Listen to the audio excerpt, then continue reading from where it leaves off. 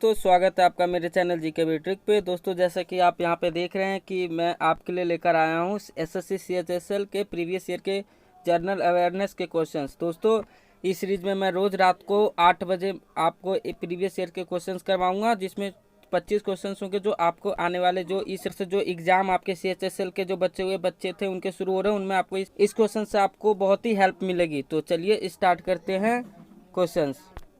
दोस्तों इस वीडियो का हमारा पहला सवाल है, 2011 की जनगणना के अनुसार निम्नलिखित में से किस राज्य केंद्र शासित प्रदेश ने साक्षरता दर के मामले में दूसरा स्थान प्राप्त किया? दोस्तों इसका आंसर है ऑप्शन सेकंड, लक्षद्वीप। दोस्तों दूसरे सवाल की बात की जाए तो कृषि के संदर्भ में बनानी शब्द का क्या अर्थ है? हमारा ऑप्शन है 1 सूखी खेती, 2 मिश्रित खेती, 3 सिंचित खेती या 4 वर्षा प्रधान खेती, यानी कि वर्षा के समय में होने वाली खेती। तो दोस्तों इसका आंसर है वर्षा प्रधान खेती।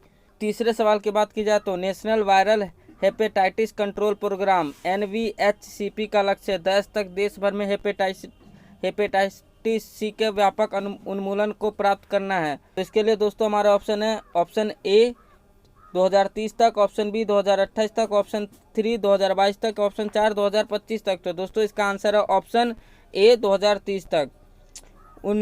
चौथे सवाल की बात की जाए तो 29वीं शताब्दी में मध्य भारत में सतनामी आंदोलन की स्थापना किसने की थी? तो दोस्तों इसका आंसर है ऑप्शन डी गुरु घासीदास। अब बढ़ते हैं आगे।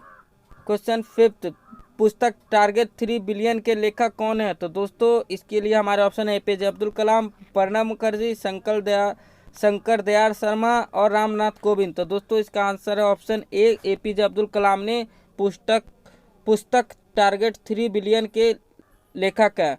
अब बात करते हैं छठे सवाल की। प्रदीप कुमार बनर्जी जिन्होंने लाइफ टाइम अचीवमेंट के लिए ESPN मल्टी स्पोर्ट्स अवार्ड जीता है, जो देश से संबंधित है। तो दोस्तों इसके लिए हमारे ऑप्शन है ए शूटिंग, 2 फुटबॉल, 3 तीरंदाजी, चौथा हॉकी। तो दोस्तों इसका आंसर है हमारा फुटबॉल। अब बात करते हैं सातवें सवाल की। लिक्विड इन ग्लास थर्मामीटर आमतौर पर उपयोग किए जाने वाले तरल पदार्थों में से एक डैश है। दोस्तों इसके लिए हमारे आंसर है liquid nitrogen, alcohol, liquid hydrogen, पानी। तो दोस्तों इसका आंसर है एल्कोहल। अब बात करते हैं आठवें सवाल की। वर्ड डॉक्यूमेंट में संदर्भ में गटर शब्द किसके लिए प्रयोग किया जाता है? तो इसके लिए हमारे ऑप्शन है रफ काम के लिए बाईं ओर छोड़ दिया गया स्थान, सिलाई और बाइंडिंग के लिए एक तरफ बचा हुआ स्थान, 2 भरे हुए पृष्ठों के बीच का डाला गया रिक्त पृष्ठ या 2 पैराग्राफ के बीच का स्थान। तो दोस्तों इसका आंसर है सिलाई और बाइंडिंग के लिए एक बचा हुआ स्थान। अब बात करते हैं 9वें सवाल की। एनवीडिया ने किस नाम से भारत के सबसे तेज कंप्यूटर को कमीशन किया? तो दोस्तों इसमें हमारे ऑप्शन है परम सिद्धि AI, वास्तविकी AI, दृष्टि स्क्वाड AI या प्रकाश नीति AI। तो दोस्तों इसका आंसर है परम सिद्धि AI। अब बात करते हैं 10वें सवाल की। वित्त आयोग की नियुक्ति के बारे में भारतीय संविधान के निम्नलिखित में से कौन से अनुच्छेद में उल्लेख किया गया है? इसके लिए हमारे ऑप्शन है अनुच्छेद 300, अनुच्छेद 290, अनुच्छेद 320, अनुच्छेद 280। तो दोस्तों इसका आंसर है अनुच्छेद 280 में वित्त आयोग के बारे में भारतीय संविधान में लिखा गया है। अब बात करते हैं 11वें सवाल की। उसेन बोल्ट IAFF पुरुष athlete of the year award कितनी बार जीता है? इसके लिए हमारे ऑप्शन है 6 बार, 2 बार, 5 बार, 1 बार। तो दोस्तों इसका आंसर है ऑप्शन फर्स्ट 6 बार। अब बात करते हैं 12वें सवाल की। मुगलों के संदर्भ में निम्नलिखित में से कौन सा कथन सही नहीं है? इसके लिए हमारे ऑप्शन है मुगल दरबार के इतिहासकार उन्हें महान ईरानी राजा अफरासियाब के वंशज के रूप में वर्णित करते हैं। वे पितृपक्ष में तैमूर वंश के वंशज थे। बाबर का संबंध अपनी मां की तरफ चंगेज खान से था। उज्बेक के लोगों द्वारा बाबर को उसकी मातृभूमि फरगाना से निकाल दिया गया था। दोस्तों इसका आंसर है मुगल दरबार के इतिहासकार उन्हें महान ईरानी राजा अफरासियाब के वंशज के रूप में वर्णित करते हैं। बात करते हैं 13वें सवाल की। तो डोमेन नामों में AU अभिव्यक्ति का अर्थ क्या है? इसका आंसर है ऑस्ट्रेलिया, अफ्रीका संघ, एंटीगुआ। तो दोस्तों इसका आंसर है ऑस्ट्रेलिया। जब हम www.au डालते तो ये साइट ऑस्ट्रेलिया को संदर्भित होता है। अब बात करते हैं 14वें सवाल की। तो बढ़ती का नाम जिंदगी निम्नलिखित में से किस बैंक की टैगलाइन है? इसके लिए हमारे ऑप्शन है कॉरपोरेशन, सिंडिकेट, एक्सिस, इंडियन। तो दोस्तों इसका आंसर है एक्सिस बैंक का टैगलाइन है बढ़ती का नाम जिंदगी। बात करते हैं 15वें सवाल की, जरा दूरदर्शिता प्रेस बायोपिया को सही करने के लिए आमतौर पर किस प्रकार के लेंस का उपयोग किया जाता है। इसके लिए हमारे आंसर है अवतल लेंस, कनकेव लेंस, द्विफोक्सी या बाइफोकल लेंस, उत्तल लेंस, कन्वेक्स लेंस या बेलनाकार सिलिंड्रिकल लेंस। तो दोस्तों इसका आंसर है बाइफोकल द्विफोक्सी लेंस का उपयोग किया जाता है जरा दूर दृष्टि के लिए। अब बात करते हैं 16वें सवाल की, तो निम्नलिखित में से कौन सा ऐसा देश है जहां पे कोई भी बंदरगाह या बंदरगाह विहीन देश है। इसके लिए हमारे ऑप्शन है मंगोलिया, इरिट्रिया, तुर्की, सीरिया। तो दोस्तों इसका आंसर है मंगोलिया, क्योंकि ये चारों तरफ से लैंडलॉक कंट्री है, इसलिए यहाँ पे बंदरगाह स्थित नहीं है। अब बात करते हैं 17वें सवाल की, तो प्रसिद्ध कंदारिया मंदिर कहाँ स्थित है।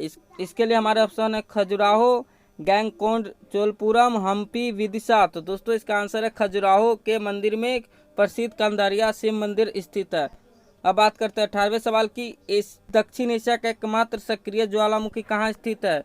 तो दोस्तों इसका आंसर है तोसाम हिल्स, नकोरदम द्वीप, बैरन द्वीप या धीनोधर हिल्स। तो दोस्तों इसका आंसर है बैरन द्वीप। अब बात करते हैं 19वें सवाल की, भारतीय संविधान की 8वीं अनुसूची के तहत लोकसभा के किसी भी सदस्य की अयोग्यता से संबंधित किसी भी मुद्दे पर अंतिम निर्णय किसके द्वारा लिया जाता है। इसके लिए हमारा आंसर है भारत के उपराष्ट्रपति द्वारा, भारत का निर्वाचन आयोग के द्वारा, अध्यक्ष लोकसभा का भारत के राष्ट्रपति के द्वारा। तो दोस्तों इसका आंसर है अध्यक्ष लोकसभा। निम्नलिखित में से किस शहर ने हाल ही में हिंदी को न्यायालय की तीसरी आधिकारिक भाषा के रूप में शामिल किया। तो दोस्तों इसमें जो हमारे ऑप्शन है दुबई, अजमान, अबू धाबी, शारजहां। तो दोस्तों इसका आंसर है अबू धाबी।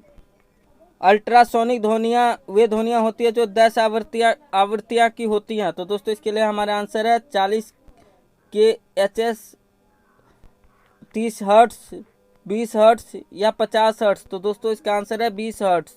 अब बात करते हैं 22वें सवाल की, निम्नलिखित में से किस शहर ने अंतर्राष्ट्रीय शिखर सम्मेलन की मेजबानी की थी जिसने डिजिटल स्वास्थ्य पर एक घोषणा अपनाया था। इसके लिए हमारा आंसर है पेरिस, टोरंटो, ढाका, दिल्ली। तो दोस्तों इसका आंसर है दिल्ली।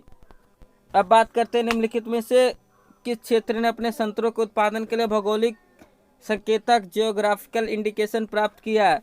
इसके लिए हमारे आंसर है मेरठ, कुग्र, फैजाबाद, वायनाड। तो दोस्तों ऑप्शन सेकंड कुग्र को संतरों के उत्पादन के लिए जीआई टैग मिला है। अब बात करते हैं every cost counts the story of Indian election नामक पुस्तक किसके द्वारा लिखी गई थी। हमारे इसके लिए ऑप्शन है Naveen Chawla, Hamid Ansari, S Y Quraishi, JM Lyngdoh. तो दोस्तों इसका आंसर है नवीन चावला ने every cost counts the story of India's election नामक पुस्तक लिखी है। दोस्तों इस वीडियो का हमारा आखिरी सवाल है, 2019 के अंतरिम बजट में केंद्र सरकार ने 60 वर्ष की आयु प्राप्त करने के बाद असंगठित क्षेत्र में काम करने वाले के लिए न्यूनतम पेंशन आश्वासन योजना शुरू की। इस योजना का नाम प्रधानमंत्री डैश के रूप में नामित किया गया है। तो इसके लिए हमारे ऑप्शन है विश्वकर्मा श्रम योजना, श्रम योगी मानधन योजना, जीवन ज्योति बीमा योजना या सुरक्षा बीमा योजना। तो दोस्तों इसका आंसर है ऑप्शन बी, श्रम योगी मानधन योजना। इस तरह हमारे प्रीवियस ईयर में आए 25 क्वेश्चन की ये वीडियो भी खत्म होती है। तो ऐसे ही मैं रोज़ एक वीडियो लेकर आता रहता हूं। तो अगर अभी तक आपने मेरे चैनल को सब्सक्राइब नहीं किया तो जल्दी चैनल को सब्सक्राइब करके बेल आइकन दबा दीजिए। साथ ही साथ आपको अगर ये वीडियो अच्छी लगी है तो इसे अपने दोस्तों में शेयर करना ना भूलें, ताकि उनको भी इस वीडियो को देखकर कुछ हेल्प मिल सके। तो मिलते हैं अब एक अगले वीडियो में, तब तक के लिए जय हिंद, जय भारत।